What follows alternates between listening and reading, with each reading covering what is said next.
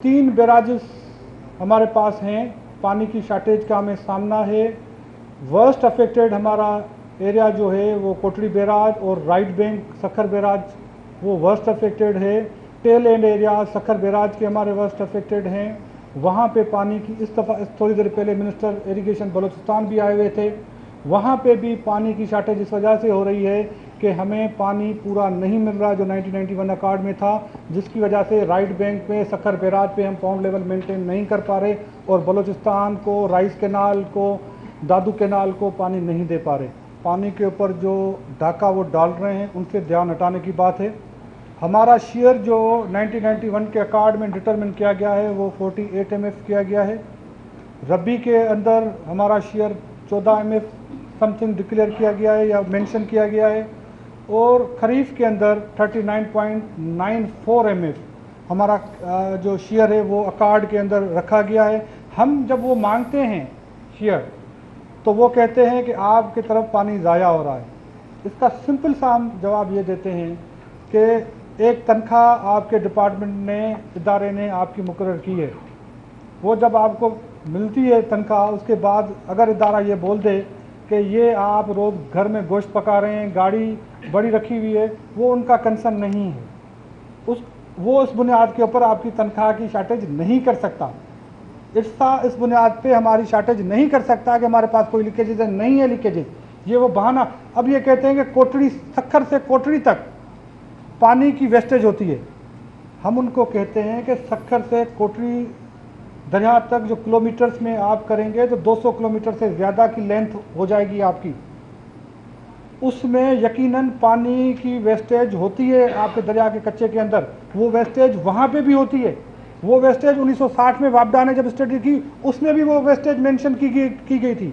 यहाँ पे दरिया की जो लेवल्स हैं जो आपको टेक्निकल लोग बताते हैं कोटड़ी से सखर तक इस तरह की है। वही लेवल अपर रिपेयर में ग्रेडियंट ये नहीं है जो यहाँ पे है। तो यहाँ पे पानी की शार्टेजेस होती हैं लेकिन कोई एबनॉर्मल शार्टेजेस नहीं है और उनसे उनका ताल्लुक भी नहीं है। हम डिमांड करते हैं जो हमारा शेयर है आप वो हमें दें। एक तरफ हम 20 सालों से पानी की शार्टेज शो कर रहे हैं। इरसा किस साल हम शार्टेज शो करते हैं 20%। इस दफ़ा खरीफ में इरसा ने 28% पाकिस्तान में पानी की शार्टेज शो की है।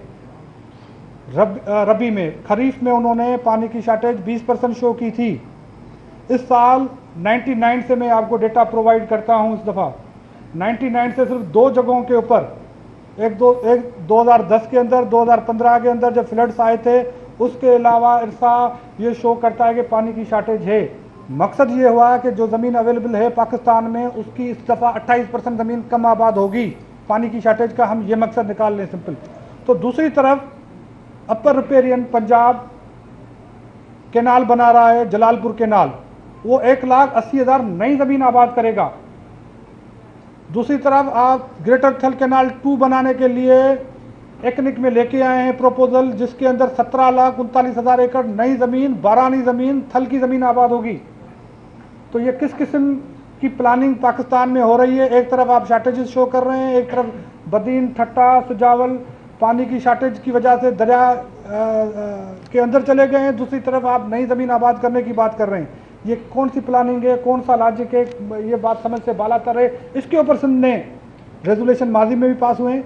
रिसेंटली पाकिस्तान पीपल्स पार्टी ने रेजोल्यूशन पेश किया जो पास हुआ, जिसमें ग्रेटर थल कैनाल 2 और जलालपुर कैनाल को कंडेम किया गया है और उसमें यह कहा गया है कि ये कैनाल न बनाए। पाकिस्तान इस वक्त ये अफोर्ड नहीं कर सकता। जिस तरह से इस हुकूमत की दूसरी नाहलियाँ आप देख रहे हैं, एग्रीकल्चर को ये कंसीडर ही नहीं कर रहे।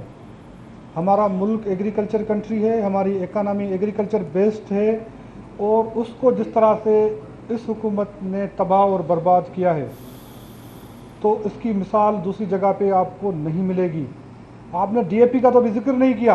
10,000 रुपये में भी आपको बोरी नहीं मिल रही DAP की।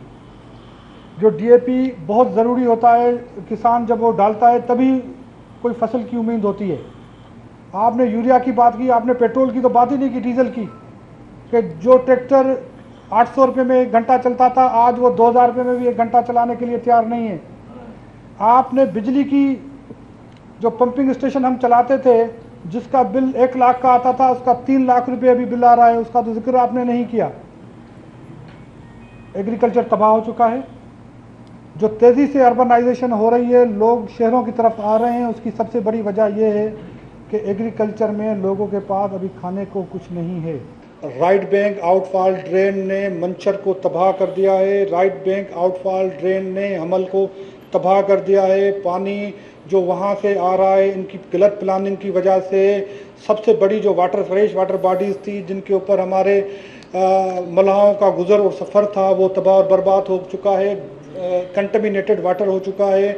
और वो प्रोजेक्ट इतना गलत उन्होंने प्लानिंग करके, आप अंदाज़ा करें, आप गए होंगे, दरिया के बेड के अंदर से आरबीओडी लेके जा रहे हैं। 2010 की फ्लड में वो टूट गया था।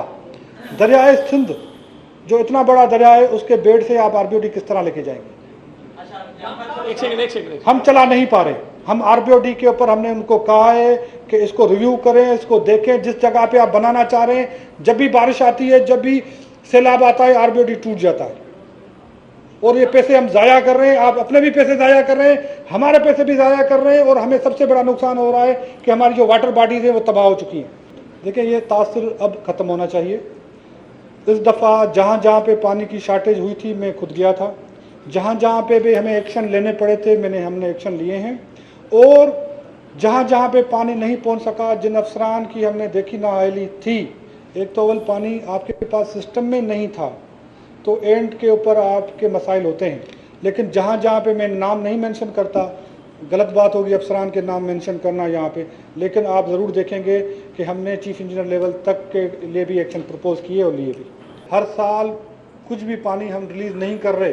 डेटा ये कहता है कि 22 लाख से 32 लाख एकड़ ज़मीन आपकी समंदर ख़राब कर चुका है, जो आपको मैं लेके दिखाने के लिए तैयार हूँ। मैंने लास्ट स्टैंडिंग कमेटी की वाटर के ऊपर मीटिंग थी, वहाँ 22 लाख से 32 लाख एकड़ ज़मीन हमारे 2 तेल के तहसील हेडक्वार्टर समंदर के अंदर चले गए हैं, जिनको 3 दफ़ा शिफ्ट करके लेके ऊपर आए हैं।